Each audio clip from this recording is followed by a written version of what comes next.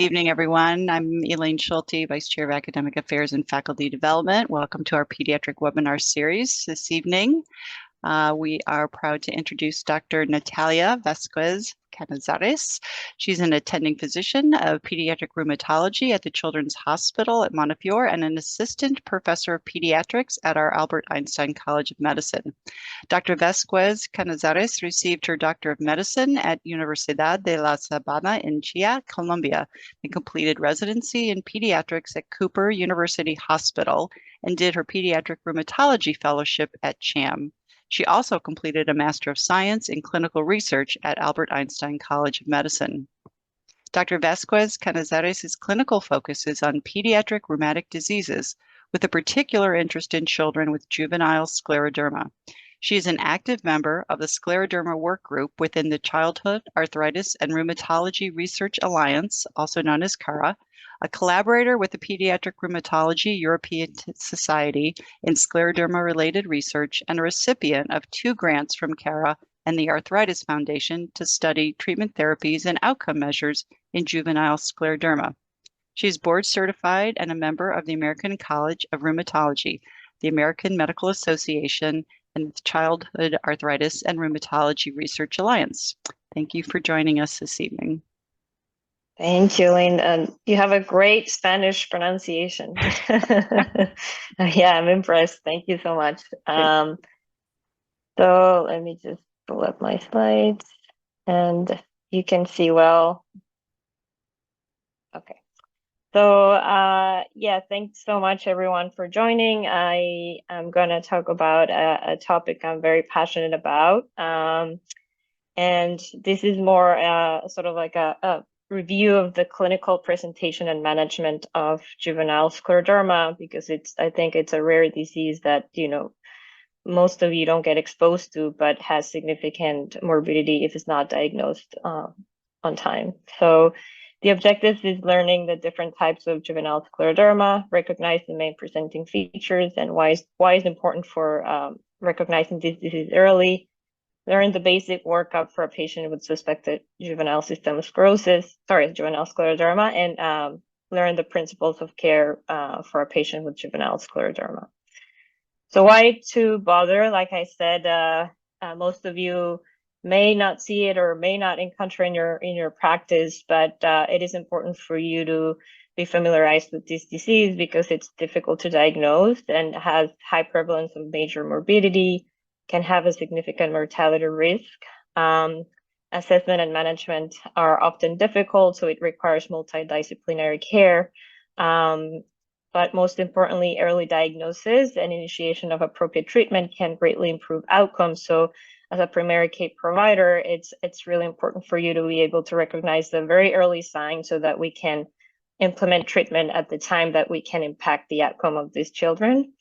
And also because when we hear from our patients, we often hear a lot that delay in diagnosis is, perceived that they perceive that it's because there's a lack of knowledge about juvenile scleroderma in the medical community. And in a caregiver survey that we implemented a few years ago, this was identified as a major barrier to care. So it's very important that I get to educate you on how it presents and diagnose it and when to refer. So talking a little bit about this caregiver survey, identifying barriers to care. These were some of the comments that the families mentioned about some of those barriers to care, and mainly families with children with localized scleroderma heard the following myths or misconceptions about scleroderma.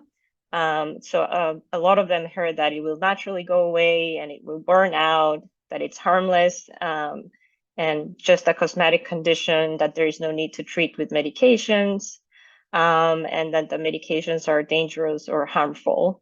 So I hope that after I go through all of the slides, I can convince you otherwise, that this is not a disease that just goes away. It's not just cosmetic, and there is need for treatment and early and aggressive treatment. Also, the caregivers commented that their child often was misdiagnosed as eczema, allergy, hypertrophy, and vitiligo. So It's difficult to diagnose, and this is not to judge that you have, you don't know how to diagnose it, but just to educate you on the very early signs and hopefully get those patients treatment early. So what's scleroderma? So it comes from the Greek word that means hard skin. It's an autoimmune disease that it's characterized by inflammation that leads to excessive production of collagen that results in fibrosis. And it encompasses a large spectrum of clinical presentations and severities, which is why it's so difficult and heterogeneous. And usually is associated with extracutaneous involvement, which that's what leads mostly to the morbidity. So scleroderma is the umbrella term that encompasses this spectrum of disease. And this is just a simplified way of classifying the disease. It can even go amplified more. So it's more complicated than what it looks here, but even just looking at this, you are wondering this, there's a lot of subtypes and, it has a lot of variety. So the two major forms are localized scleroderma, also known as morphia. These is usually lesions that are most of the time unilateral, can be bilateral, but usually limited to the skin and affecting subcutaneous or deep tissues. Very rarely you see internal organ involvement compared to systemic sclerosis, where it's more diffuse cutaneous involvement. You don't see like clear borders where the affected or unaffected skin is. And it can affect internal organs, so it has more complications and it has a worse outcomes than localized morphia. Within the localized morphia, there are 5 types of disease that they're classified based on the location, the form of the lesion, and the extent of skin involvement. I will show you like examples of each of these types. And within the linear or circumscribed, there are subtypes, depending on how deep the tissues are affected and the location. And then systemic sclerosis is classified based on the extent of skin involvement. So this disease usually progresses distally to proximal. So it starts in the fingers and toes and evolves proximally. So diffuse cutaneous systemic sclerosis, it's when it affects proximal to the elbows, right? So it sort of like approximates the trunk. Proximal to the knees affects the face and the trunk, and limited cutaneous systemic sclerosis is just distal to the elbows, distal to the knees. Can affect the face, but usually doesn't affect the trunk. Overlap systemic sclerosis can have both forms, like either diffuse or cutaneous, but it just overlaps with other rheumatic diseases, most commonly like inflammatory myositis, such as dermatomyositis. And then sinus scleroderma is these patients typically have the characteristic internal organ involvement and Raynaud's and vasculopathy of systemic sclerosis, but they don't have skin involvement. And importantly, localized scleroderma is not thought to evolve into systemic sclerosis. They rarely present both in the same patient, but it doesn't mean that if you have morphia, you will evolve into systemic sclerosis. So in terms of epidemiology, like I said, this disease is very rare. So in a cohort of patients in North America compared to other rheumatic diseases, just comparing localized scleroderma, juvenile idiopathic arthritis was 17 times more common than localized scleroderma. Lupus is like 6 times more common than localized scleroderma, but it's less common than juvenile dermatomyositis and less common than systemic sclerosis. So the most rare form of like rheumatic disease in childhood is systemic sclerosis. The onset of age in both, it's usually within the first decade. Localized scleroderma can happen at any age. So there have been cases described in newborns up to like old ages. Systemic sclerosis very rarely affects kids less than 5 years of age. It tends to affect more girls than boys. And it's primarily described in Caucasian race, but I think there's still, we're excluding, other minorities or other races in these epidemiologic studies. So the etiology and pathogenesis is multifactorial. We don't understand why patients develop scleroderma, which is why we have limited clinical trials and limited treatments. but it's a combination of multiple factors in a genetically predisposed person. And then there is some immunologic, vascular, environmental factors that play a role. There are some hypotheses that maybe the first insult is microvascular inflammation that leads to endothelial injury, and that leads to vasoconstriction, hypoxia with fibroblast activation leading to collagen production and damage and capillary loss, and that it's linked to like an inflammatory sort of like loop. So when there is hypoxia, there is more immune dysregulation, and that leads to like worse vasculopathy, and probably some of these patients also have a immune dysregulation with hyperreactive B and T cells. And then there's a lot of environmental triggers described. So a lot of the patients can identify like trauma preceding like the onset of disease or infections or vaccines or intramuscular medications. And in adults, also exposure to radiation. So like patients that have been treated for breast cancer or organic solvents. So I'm going to start with the clinical manifestations of localized scleroderma. So when should you consider a patient having localized scleroderma?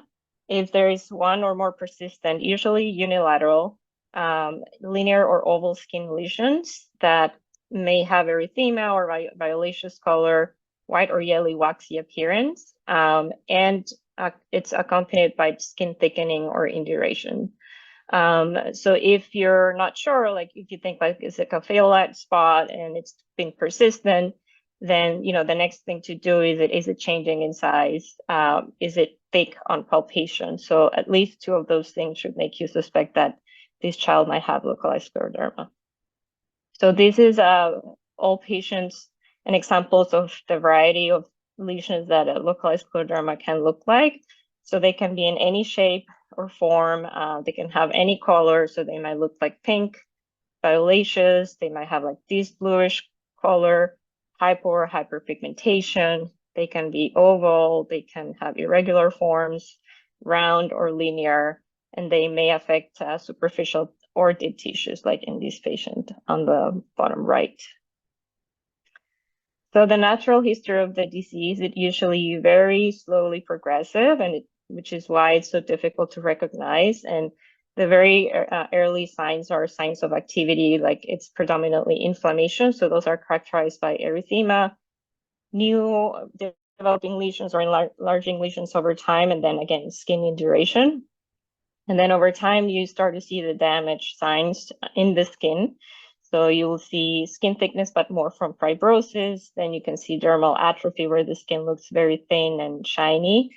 Then you can see subcutaneous atrophy with like indentation or loss of subcutaneous fat, and dyspigmentation, either hyper or hypopigmentation. And oftentimes, because it's slowly progressive, but it's misdiagnosed with other more common conditions, by the time these patients are diagnosed, they present with both signs of activity and damage. So I hope that we can move to the left and capture these patients before the damage starts, so we can improve their outcome. So this is the types of the localized scleroderma that I've mentioned before. This is based on the Pediatric Rheumatology or European Society classification criteria for localized scleroderma, and I'm going to go through each of them so that you can see like the difference. So circumscribed morphia, it accounts up to like 30% of the patients with localized scleroderma. These are the typical oval, round lesions that have a centrally indurated waxy texture, or like sort of like yellow white texture. They might have an ivory color and usually a violaceous rim or a lilac rim. It's usually more on the trunk and less often on the extremities, but you can see it on the extremities too. And the face is usually spared. So these are typical lesions of circumscribed morphia. You can see distinct borders on the affected skin and unaffected skin, usually erythema around the lesion, and then the collagen deposition happens in the middle. So you see this sort of like waxy white or waxy yellow. And this patient here has both signs of activity and damage. So you see the erythema is activity, damage is sort of like more shiny skin like in this patient, but very thin skin, and then you can see the vessels underneath. So that's already like dermal atrophy, like these patients are already showing signs of damage and activity at the same time. And within circumscribed morphia, you can have superficial, which only affects the epidermal or dermis, and then deep morphia can affect like the subcutaneous fat, muscle, and sometimes bone. Linear scleroderma is the most common form subtype in children, can affect up to 60% of kids with morphia, and it's the one that causes this most morbidity of all of the subtypes. These are lesions that are longitudinal, band-like, and follow the Blaschko lines, which I'll explain in a minute what the Blaschko lines are. But it typically involves the upper and lower extremities, and it crosses joints, which is why it affects growth, and it can cause significant growth disturbance. They start superficial, and then they progressively get indurated and affect the deeper tissues in different degrees. And they're different variants. They're the ones affecting the extremities, but also the craniofacial scleroderma. And there are two forms of craniofacial scleroderma, the coupe de sable. I'm sorry for my very bad French pronunciation, and then Parry-Romberg syndrome or progressive hemifacial atrophy, which I'll show you in a minute. So the Blaschko lines are invisible lines of embryonic migration of epidermal cells, epithelial cells during embryogenesis that may become visible when there's like certain dermal diseases. So one of them is morphia or localized scleroderma. So this is a study showing how like a topography of like multiple patients overlapping with how the Blaschko lines pattern goes, and you can see that it pretty well follows that pattern, both like in the head, like for example this patient here, right? It follows that sort of like Blaschko line in the head, and then those other patients sort of like follow that pattern. So if you see those sort of like visible Blaschko lines pattern, you should suspect localized scleroderma. You can see them on other dermal conditions, but morphia is one of them. This is an example of a patient, two patients with linear scleroderma affecting the limbs. So these are usually linear lesions, which they might progress. They usually might start on one end or the other and meet at in the middle, but they're usually linear and crossing joints. For example, in this patient, it affected significantly the growth both circumferentially. So if you compare both arms, this looks thinner, and affected the growth of the fourth and fifth finger, and it caused like joint contracture there. So you can see that it can impact function pretty much significantly. And then craniofacial scleroderma, one of the variants is in coupe de sable, which is like mimicking, or it looks like the stroke of a sword. It's usually located in the forehead, usually midline. And these patients may not have like the typical signs of activity, even if you pick them up early. Like it's usually more like deeper tissue involvement, and often they might have just like hyper or hypopigmentation, and it can be very subtle at the beginning, and then until you start seeing a little bit of depression, that's when like it's more evident. But as you can see, obviously, when it's located in the head and it affects deeper tissue, you can see how it may affect, deeper structures like the brain, and these patients might have seizures, or like closer structures like the eye or the mouth, and obviously has significant morbidity.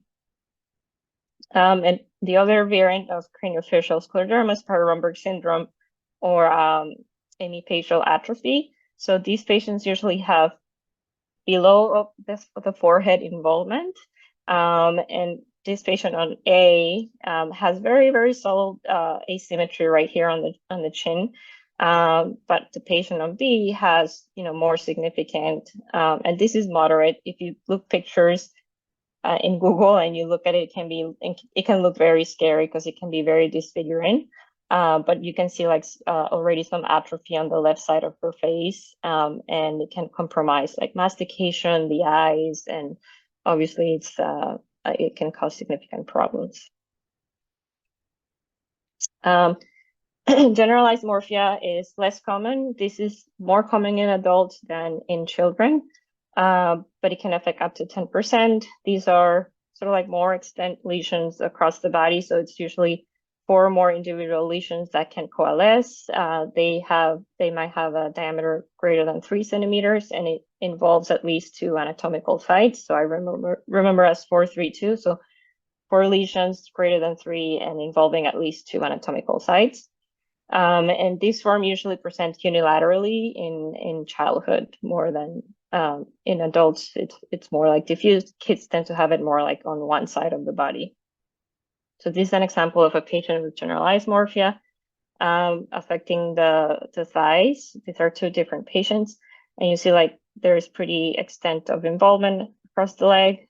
This patient has signs of damage, so you can see significant hyperpigmentation. You can see the vessels underneath the skin, like from dermal atrophy. This patient has both signs of activity and damage at the same time. You see like how it's just very subtle, that pink sort of like looking active lesion, but it's active, and then you see the vessels underneath and maybe some hyperpigmentation right here at the bottom. So these patients probably quiet, but with significant damage, and this patient has active disease.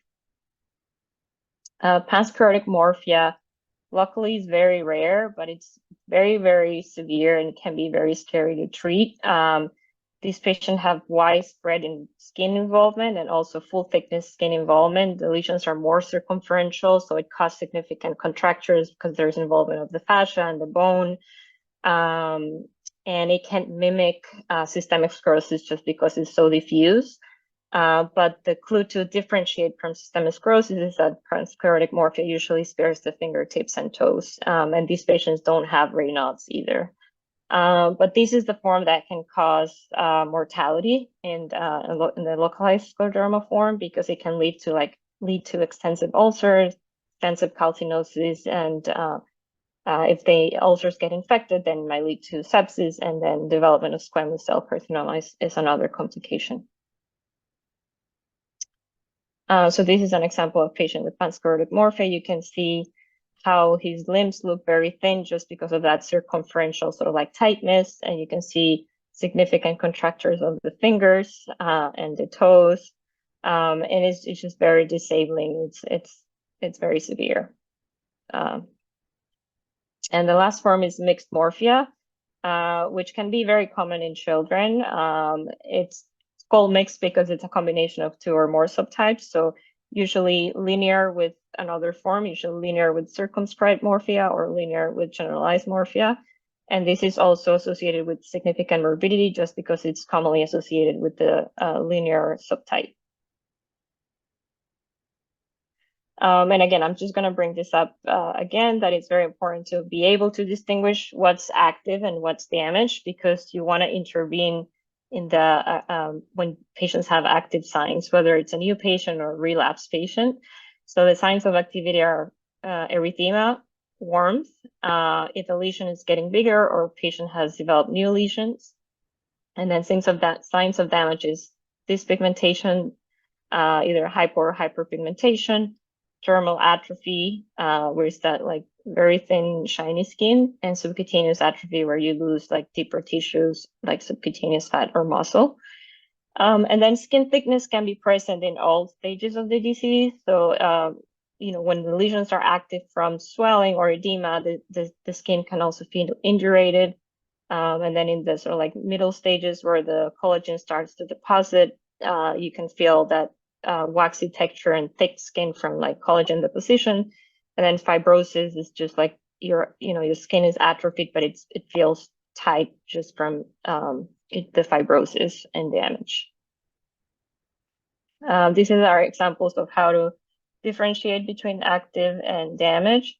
So again, this patient has sort of like circumscribed lesions with erythematous borders and a center with yellowish, sort of like waxy discoloration. And this patient has atrophy of the dermis. So if you were to pass your finger in the border of this lesion, you feel sort of like a cliff drop. So we call that cliff drop atrophy. And you see hyperpigmentation. You can see the vessels underneath. So this patient has mainly damage, and you can see the extent of the involvement, right? Like she has here and here.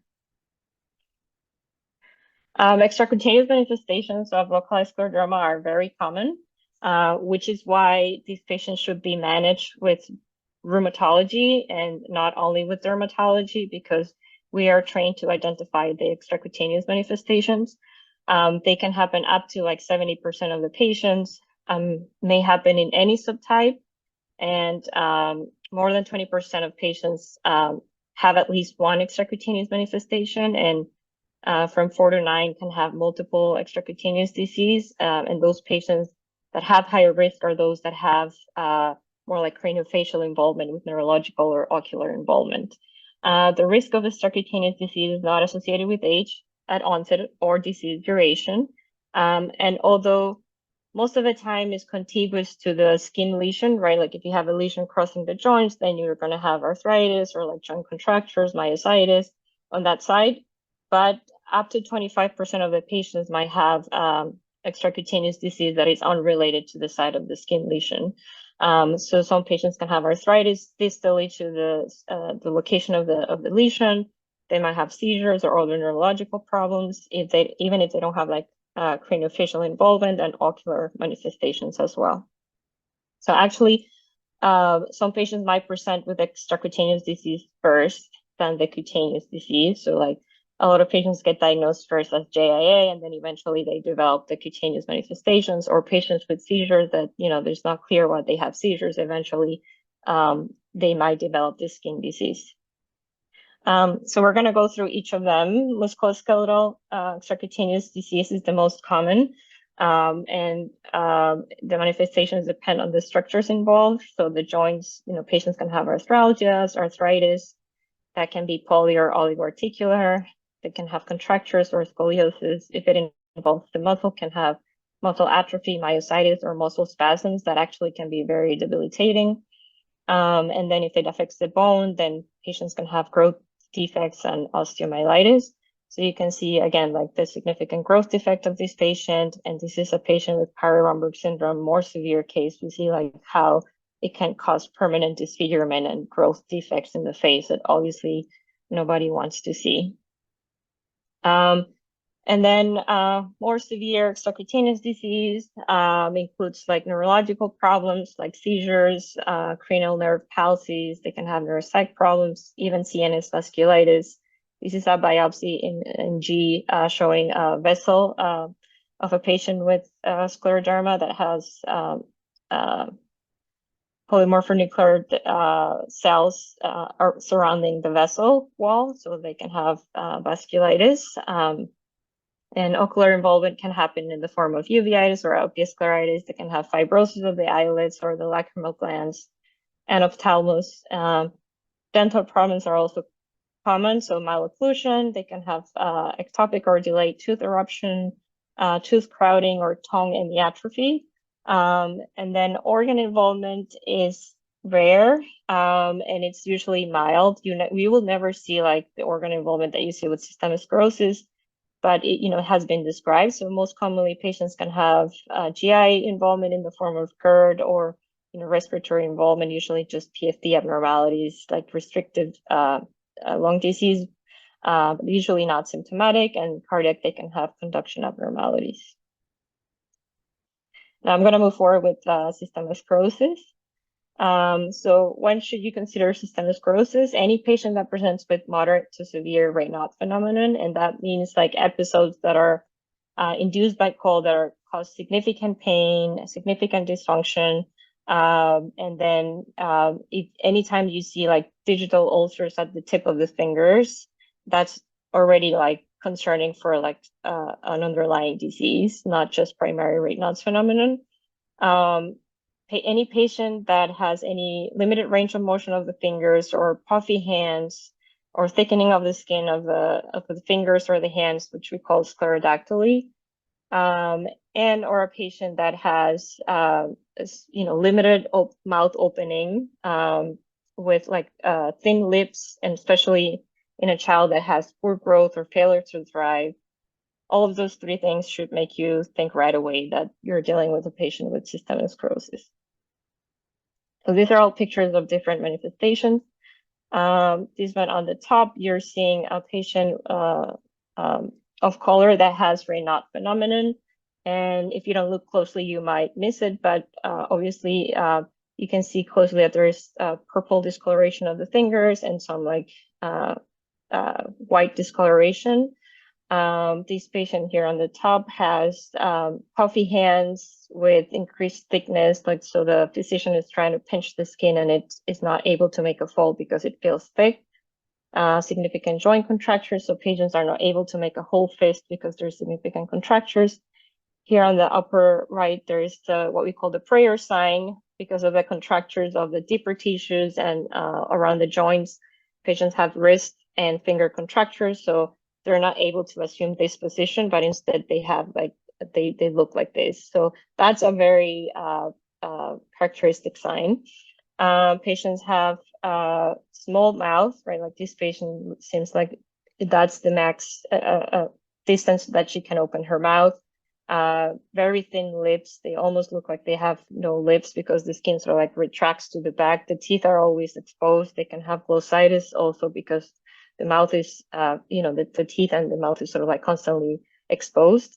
And then skin changes. These are two different patients with what we call salt and pepper skin appearance, and people of color, but it can be seen in any patient as well. And it's just like sort of like hypo and hyperpigmentation surrounding the hair follicles from inflammation. So I'm going to go through like each of the most common manifestations. So the skin disease is especially insidious, but it characteristically evolves in a sequence. So you first see edema, so they look like these puffy hands, and then it evolves into induration and sclerosis. So the skin starts to look sort of like more downbound and shiny, and patients, you start to see like they have the contractures. You see all of the bone structures very well delineated just because they're losing the subcutaneous fat. And then the atrophy is the last phase where you see sort of like very thin and shiny skin. Also how the skin progressed through the body has a specific sequence. Like I mentioned, it starts distally, so they have atherosclerosis, and then it progresses proximally to involve, like the face, and then proximal limbs and the trunk is the last. And the skin also has like that waxy texture, becomes tight, bound to deeper structures. And particularly it starts in the dorsal surface of the digits and the face. So patients have a particular sclerodermatose facies. So these patients are usually expressionless or immobile, sort of like face expressions. They may have an unwrinkled appearance, and these features are actually might be the first clue. There's no forehead wrinkling, and then they can have also circumoral furrowing or diminished aperture of the mouth.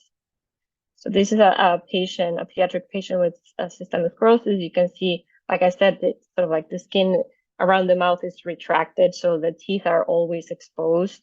She has very thin lips. You don't see any lines of expressions in the face, like she doesn't have any lines of expression on the forehead.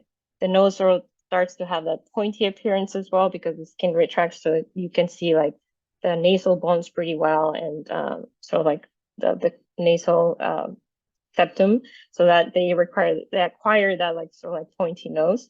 And then in the hands, you can see this patient has puffy hands. They have joint contractures, so they're not able to fully extend their fingers when you ask them to put them on the bed. And this patient also has acrosclerosis with acrosteolysis, which is resorption of the distal phalanx because of hypoxia. So the bone starts to resorb, and they can lose, like I have patients that lost the fingernails because it's that severe. and they can have ulcerations or infarcts at the pressure point. So that's why it looks sort of like porcelain, looking like white discoloration. Raynaud phenomenon is it's very common. It happens in 90% of children with particularly diffuse cutaneous disease, but limited system sclerosis in all forms. It's like one of the most common signs. It's the initial symptom in 70% of the patients and can precede other manifestations by years, sometimes 5 years. They had Raynaud's, and then eventually they develop like the cutaneous disease. It's the most frequently reported symptom throughout the course of disease, and in 10% can be complicated by digital infarcts or amputation. So that's why I always say, like, if you have a patient that sounds like may have Raynaud's, we'll be happy to see them anytime. It doesn't matter if you think like you don't know if it's primary or secondary, because again, this can be the very early sign of systemic sclerosis or other rheumatic disease. These are sort of like more subtle signs of patients that may be having episodes of Raynaud's. So if you look closely at the cuticles, you are able to see like the nail bed capillaries without any magnification. So if you see that, you start to see these sort of like lines, a little bit more hyperpigmented or purplish. Those are the nail bed capillaries. It means that they're huge, and so that means that they have significant vasculopathy. And then you see hemorrhages at the cuticle or cuticle overgrowth. You'll see the cuticle up to here. And then this patient in B has a ulcer that's probably healing. So if you look closely, they might have like digital pits from like tiny ulcers that they have been having like chronic infarcts at the tips of the fingers. And this also like a healing ulcer at the tip of the finger. So any of these is concerning. You should definitely refer the patient. And then nail fluid capillaroscopy is a very important finding, and it's something that we always do in our patients. It's something that you can do with an ophthalmoscope any time. It requires a little bit of training, but the more you practice, the more you're able to like identify the nail bed capillaries. So if you use gel to use like as a magnifier and you set up your ophthalmoscope at 20, then if you look closely, you're able to see these capillaries. This obviously is taken with a very fancy video capillaroscopy, but the capillaries should look relatively parallel to each other, at the same distance relatively. They overall end at the same level. If you look at the loop, it looks sort of like smooth and symmetric. They don't look like tortuous here. And then when you start seeing changes in the morphology, like for example here, you see sort of like this engorged loop at the end. There's some capillary loss. So the capillaries are not ending at the same level. They're like different lengths. So that's probably some ischemia there and capillary loss. And then you see cross-linking. So that's, both cross to each other, and hemorrhages at the cuticle. Then that's signs of a vasculopathy. Usually it's probably a rheumatic disease, most probably systemic sclerosis, but you can also see it with dermatomyositis. And in D, you're seeing like significant capillary loss. It almost looks like everything's white. And E is like defective angiogenesis. So these are the late stages. This is irreversible, and this just highlights the significant vasculopathy. So organ involvement in systemic sclerosis is common. The most common is GI and cardiopulmonary disease, but less frequent but can be life-threatening is renal disease in less than 5%. This is in adults. In kids, it's even less frequent. It's like 1 or 2%, but it's like one of the manifestations that can cause mortality because they can develop something called scleroderma renal crisis, which is sort of like a thrombotic microangiopathy process happening in the kidneys, but they can present with hypertensive crisis, stress, and then acute renal failure, but it can progress really quickly and it can be very difficult to treat. Gastrointestinal disease is very common in up to 74%, and the disease progresses proximal to distal, so usually it affects the esophagus first, and then the small bowel, and then the colon last. So these patients can have dysmotility symptoms, they can have GERD, constipation, diarrhea, malabsorption, bacterial overgrowth, and that leads to failure to thrive. And unfortunately, it's very, very difficult to treat. Cardiopulmonary involvement is the major cause of mortality in systemic sclerosis. It can present as interstitial lung disease or pulmonary arterial hypertension. Lung disease is more common than heart disease, so up to more than half of patients can have lung disease. From 4 to almost 20% can have heart disease. So all these patients should have screening at baseline for cardiopulmonary disease with high resolution chest CT, pulmonary function test with diffusion lung capacity of carbon monoxide and echocardiogram. And every 6 months, these patients should be continued to be screened because it can develop at any time of the disease. And usually within the first 5 years is when they acquire all of the organ involvement. So I always send them for pulmonary function test, cardiology, every 6 months. In terms of diagnosis, there's no single test for making the diagnosis of juvenile scleroderma. Most patients are diagnosed clinically based on your history, your physical exam findings, and then it's supported by some lab features. But good diagnostic clues are, if you see any atrophy or skin thickening following that Blaschko pattern for the linear lesions of localized scleroderma, then that's a clue. And then for systemic sclerosis, always any patient that has Raynaud's phenomenon and any presence of autoantibodies, that should lead you to refer patients to us. In terms of what studies could you send, so for the primary care provider, you can start with basic studies. CBC, like some patients can have leukopenias or elevated eosinophils. Look and make sure that they don't have any renal involvement. Inflammatory markers might be elevated. And then you could also send muscle enzymes if you're suspecting a patient that has systemic sclerosis, because they can have myositis. And in kids, it tends to overlap more with other diseases like inflammatory myopathies more than adults. And in patients with localized scleroderma, if they have deeper tissue involvement, then they can have elevated muscle enzymes as well. Then the autoantibodies are common in both forms, but I always suggest that that you leave the antibodies to the rheumatologist, because on the right is just showing a very complicated diagram of the number of antibodies that we've been discovering over the years that have been associated with different disease manifestations. And so we use them more prognostically, sort of to see how we manage these patients.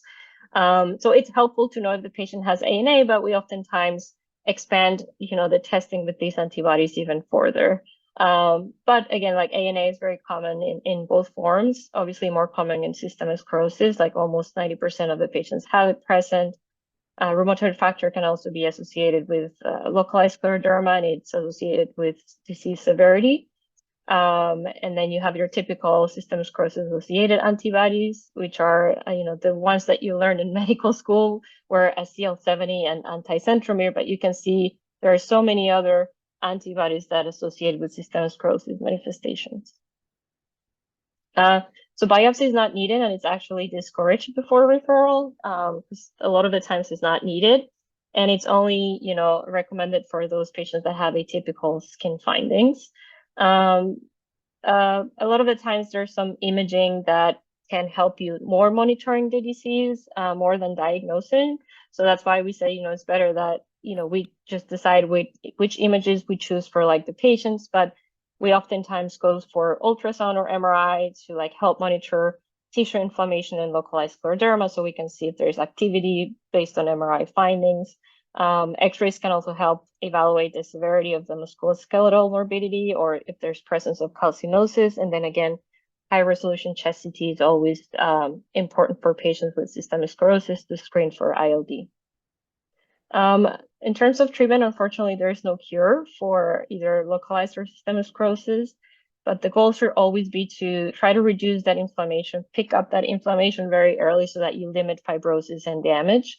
Obviously, trying to improve function, both physical and emotional, support the child both to grow, in a good physical environment and also support the mental health problems that almost always come up with this disease, and then reducing the risk for or level of serious morbidity and enable the child to have normal growth and development and preserve the quality of life.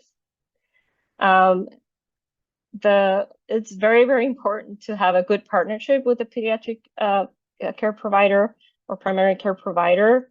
Like I said, because this disease is very difficult to manage and it requires multidisciplinary care. So the pediatrician always serves a very critical role in monitoring growth and development, minimizing infections by providing vaccinations. Most of these patients need immunosuppressive medications. Encouraging healthy lifestyle, and helping coordinate that multidisciplinary care.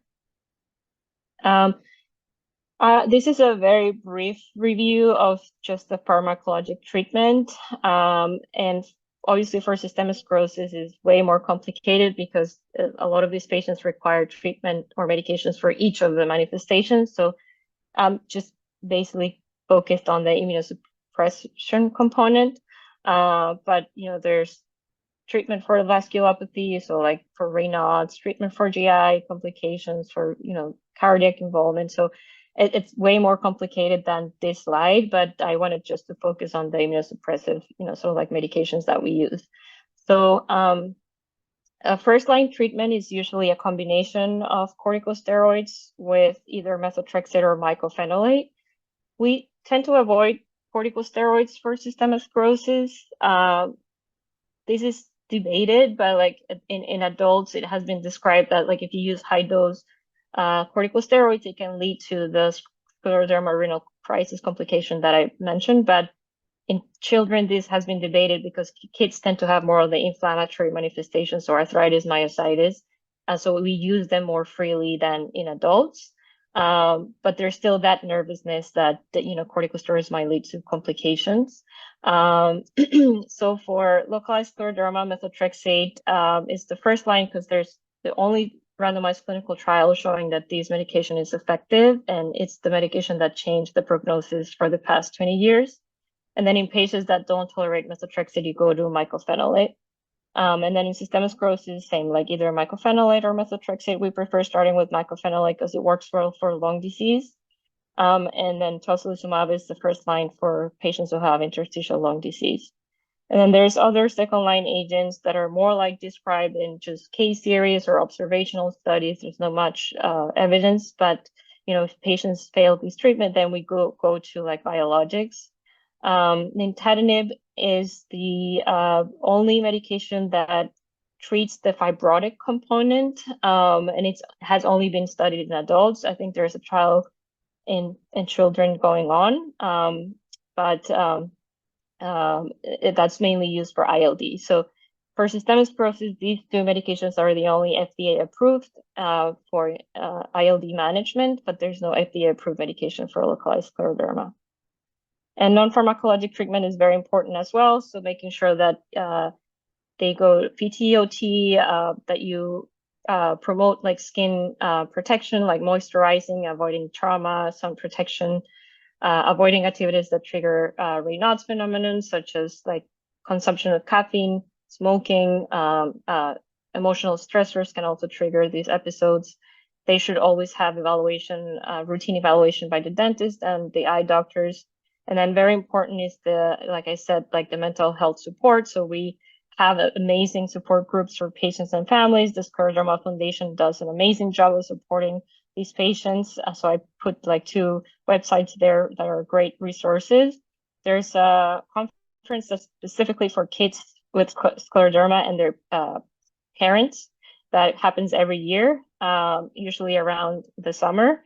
And then there's 2 Facebook groups that I've heard like great reviews from my patients. So it's Parents of Scleroderma Kids and Worldwide Scleroderma. And lastly, I'm gonna try to go quickly, but talking about prognosis. So for localized scleroderma, the prognosis has improved dramatically over the past 20 years since the introduction of methotrexate as the first-line treatment. Most of the patients achieve remission in treatment, although at least a third still relapse after you try to wean off immunosuppression. The disease can last for decades, so that's why rheumatology should always be involved, and these patients should be followed up through adulthood. There's still a substantial risk for progressive morbidity, so like up to 38% of patients still have functional impairment. And mortality is rare with localized scleroderma, and it's usually associated with those pansclerotic morphia patients that have skin ulceration complications. For systemic sclerosis, this is a lifetime disease. Although it has a more guarded prognosis than localized scleroderma, it's better than in adults. So the 10-year survival for kids is 98% versus 75% for adults. And the frequency and severity of organ involvement is less for children as well compared to adults. They still have high significant or functional impairment, up to 36%. It usually comes from joint involvement, Raynaud's, or lung involvement. And GI disease has been shown to be associated with poor quality of life. So these are some references.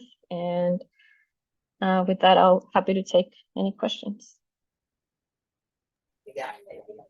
Thank you, Dr. Vasquez. I'd just like to, before any questions, I'd just like to share the CME code and the presenter for the next webinar series. Should I stop sharing my screen? Yes, please. Okay. Perfect. Thank you. Sharing this now. And so our next presenter is going to be Daphne Katz, Pediatric Gastroenterology and Nutrition, Tuesday, October 17th, 2023 at 6 p.m. And this is the CME code. I'm also going to send this as an email tomorrow morning. And then I guess if there are any questions at this time would be perfect.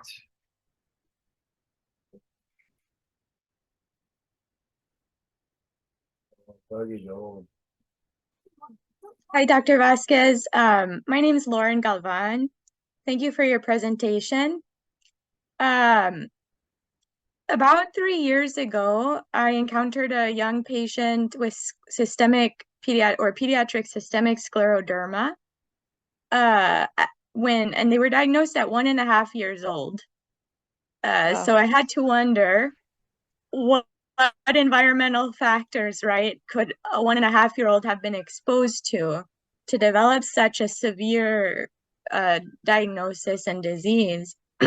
So I started to wonder if it was, possible that perhaps environmental factors of the mother played a role in that diagnosis.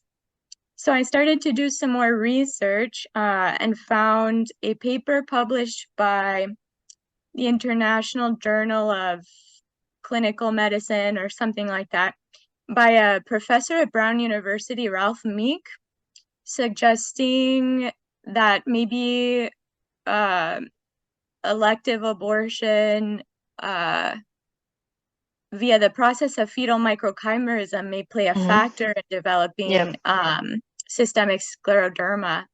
So I prior to tonight's event, I never heard of the Blaschko lines before, but it seems like a very natural, well, at least it seems a little plausible that something affecting previous pregnancies of a mother would contribute to the development and of scleroderma and subsequent pregnancies in the children as they develop and grow up, perhaps through, I don't know, memory, or like Dr. Meek says, the fetal microchimeric process. So I'm wondering if it's plausible, one, that could play a role, and two, are previous pregnancies of mothers ever considered when seeing patients that are pediatric? Yeah, I think you bring up a really interesting point. Unfortunately, like, the disease is so complicated that it's so hard to study, like the multiple potential pathogenic factors that can play a role. But yeah, that has been described in microchimerism, and either from the fetus to the mom or the mother to the fetus. And then there's some theory around like how the dermal, migration within development, like there's, some dysregulation of like some, markers of like fibroblasts or like, and we're still very early on trying to understand this disease. So for every particular patient, it might be like a completely different etiologic pathway. So that's why it's so difficult to like study, right? Because we really don't understand why these patients develop that. Because you can have other vasculopathies, but not every patient that has a vasculopathy develops systemic sclerosis. So it's a lot of like factors playing in a role with like some immune dysregulation of the fibroblasts, and some vasculopathy component as well. So it's those three main components, but we still have to dig in a lot, more detail and see what really leads to these diseases. Well, thank you very much. Of course, no problem.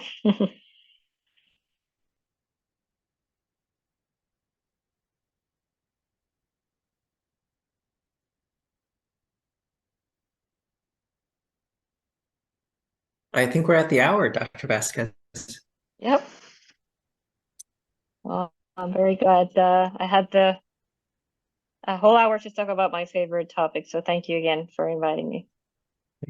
Thank you for a great review, and thank you for everyone for joining. And you should be getting your CME codes tomorrow morning.